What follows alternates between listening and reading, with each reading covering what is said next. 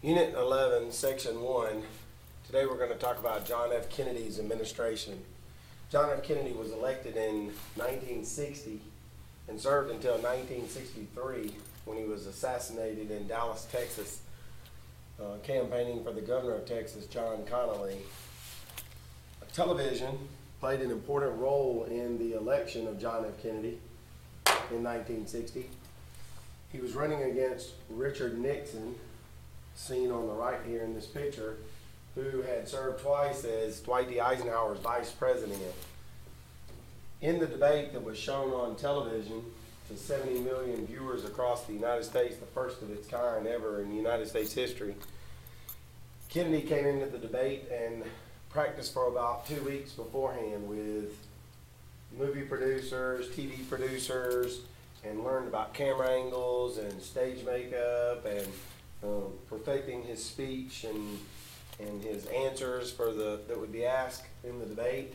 Richard Nixon went old school and stayed on the campaign trail until the very day of the debate. Came in, he had 5 o'clock shadow, which is like stubble on his face, and they tried to cover it up with stage makeup, and they said it made him look pasty, and so people that watched it on television said that John F. Kennedy won the debate, and people who listened to it on the radio, to the substance of what was said that Richard Nixon won the debate. Well, we see the power of television because John F. Kennedy won the presidential election, and many people give credit to television for his victory. The second event that occurred in the 1960s that was shown on television and probably magnified by television was the Civil Rights Movement.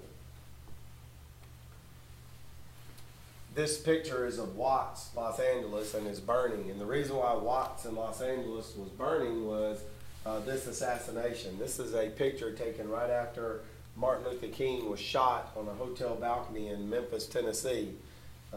TV cameras showed up right after the shooting, and Americans all across the country saw this, and this was the result in over 50 cities across the United States. There were riots that night.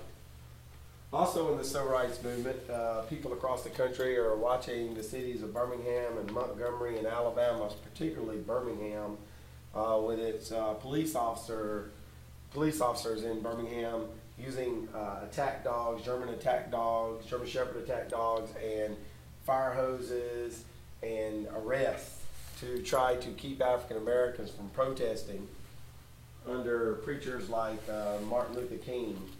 Here's a picture of young African Americans being shot with water cannon.